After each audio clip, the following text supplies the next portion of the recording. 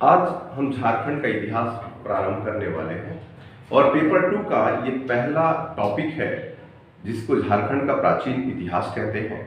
इसमें शासन प्रणालियां दी गई है जिसमें कुल 8 प्रश्न होंगे, 2-2 नंबर का, और प्रत्येक शासन प्रणाली से एक प्रश्न आएगा।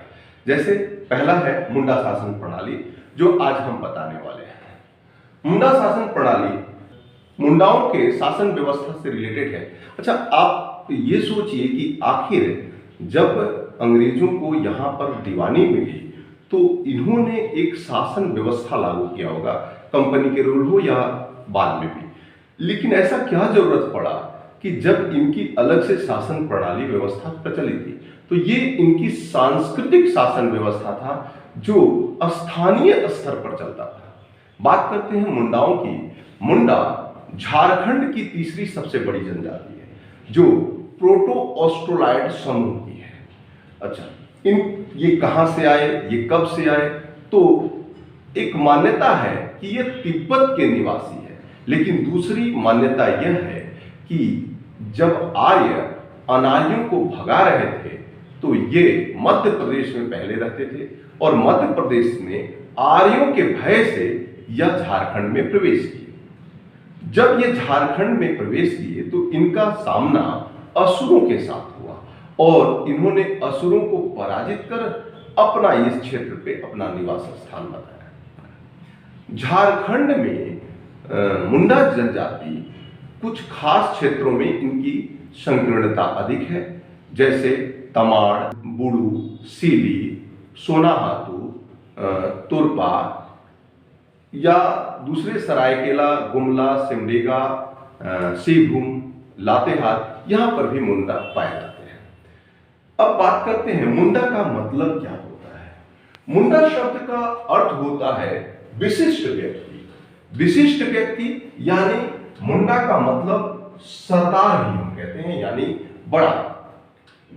अब इनमें एक सबसे प्रसिद्ध व्यवस्था है खुटकटी व्यवस्था। ये आगे खुटकटी, भुइहरी या जमींदारी सिस्टम हम लोग पढ़ेंगे तो उसमें खुटकटी क्या होता है। एक खूंट का अर्थ होता है यानी कि अपना घर का मालिक। खुट का मतलब होता है अपना घर का मालिक, यानी इस कुल से रिलेटेड है। और दूसरा, इन लोगों ने जंगलों को साफ करके और धीरे धीरे अपना कृषि योग्य भूमि बनाया या निवास स्थल बनाया। शुरू में तो एक एक खूंट के थे, फिर एक एक गांव के, यह रिप्रेजेंट करता है। अब इनके पंचायती व्यवस्था में मुंडा पंचायत या इसे पढ़ा पंचायत भी कहते हैं। हालांकि आपको उड़ाव जनजाति में भी आपको पढ़ा पंचायत मिलेगा, लेकिन यहां पे इन लोग पढ़ा, पढ़ा या पढ़ा भी मिलेगा, तो पढ़ा पंचायत कहते हैं। मुंडा शासन व्यवस्था में सर्वोच्च राजा होता है। राजा के बाद मानकी मुंडा होते हैं, उसके बाद पढ़ा सरदार होता है। अब ये तीनों पद जो होते हैं वो जनतांत्रिक यानी लोगों द्वारा चयनित होते हैं और यह पहला ऐसा है जो भारत में जनतांत्रिक सरकार को दर्शाता है। इनका मूल काम क्या था? जैसे किसी दो गांवों के बीच में झगड़ा हो जाए या आपस समूह लड़ गए या खुटकटी को लेकर हो या खूंट को लेकर हो।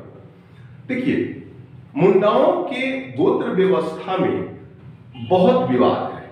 कुछ लोग ने लिखा कि 340 गोत्र हैं, तो ये बहुत लार्ज दर्शाता है, लेकिन मूलतः 13 गोत्र उसमें मिलते हैं। हम पंचायती व्यवस्था करेंगे, शासन व्यवस्था, इसलिए गोत्र की बात बाद में करेंगे। पहले मुंडा की पहली जनजाति सरकार बनाई और ये लोग सीमा विवाद, ग्रामीण झगड़े, आपसी मतभेद को दूर करते थे। इन राजा, मानकी और पढ़ा सरदार को सहायता करने वाले दीवान, ठाकुर, पांडे और कार्ता होते थे। याद रहे, ये सारे पद वंशानुगत होते हैं। इनका काम राजस्व वसूल करना है। अच्छा, ये अपने पंचायत को हातू कहते थे। हातू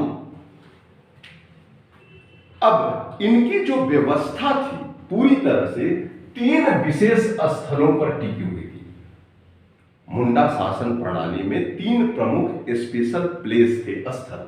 पहला सारना स्थल। सारना स्थल तो हम लोग झारखंड में रह रहे हैं तो ये जानते हैं, ये पूजा स्थल होता था। यहां मुंडा पूजा पाठ या धार्मिक अनुष्ठान का काम करते थे। दूसरा अखाड़ा, यहां पर पंचायत होता था और रात में नृत्य, संगीत, गीत इत्यादि का काम होता था। तीसरा स्थान है शासन। शासन यानी कि वह स्थान जहां मुंडाओं को दफनाया जाता था उसे शासन कहा जाता था। कुछ विशेष लोग जहां दफनाई गई हड्डियों के पास एक पत्थर का ये पहचान चिन्ह लगा देते थे। उस पहचान चिन्ह को शासन डीरी कहा जाता है। और शासन डीरी यानी कि एक प्रश्न पूछ सकता है, जहां दफनाए गए व्यक्ति के लिए एक पत्थर लगा होता है। मुंडाओं की धार्मिक स्थिति की अगर बात करें तो उनके गुरु को पाहन कहते थे। ये मुख्य पुजारी होते थे, वो धर्म गांव में पूजा पाठ शांति के लिए नियुक्त होते थे। इन धार्मिक प्रधान को हम एक अलग प्रकार के कर मुक्त भूमि देते थे, ये मुंडा लोग, जिसे हम कटारी कहते हैं। कटारी भूमि पर किसी भी प्रकार के टैक्स नहीं लगते थे। इन पाहन को एक सहायक होता था जिसे पुजारा कहा जाता था या पनभरा भी कहा जाता था। ये पनभरा पाहन के उपस्थिति में धार्मिक कार्य को अंजाम देता था। मुंडा जनजाति भूत प्रेत पर अधिक विश्वास रखते थे, तो भूत प्रेत इत्यादि को दूर करने के लिए, यानी ये अंधविश्वास को दूर करने के लिए ये पुजारी एक अलग व्यवस्था पूजा पाठ करते थे और पुजारा के लिए उन्हें अलग भूमि दी जाती थी। यह भी करमुक्त होती थी, जिसे भूत खेता कहा जाता है। देखिए, ये था मुंडा शासन व्यवस्था। मुंडा शासन व्यवस्था के बाद नागवंशी, पढ़ा पंचायत, माझी परगना, मुंडा मानकी, ढोकलो शहर और जातीय पंचायत आएंगे। अगले क्लास में इसी तरीके से हम नागवंशी और पढ़ा पंचायत एक साथ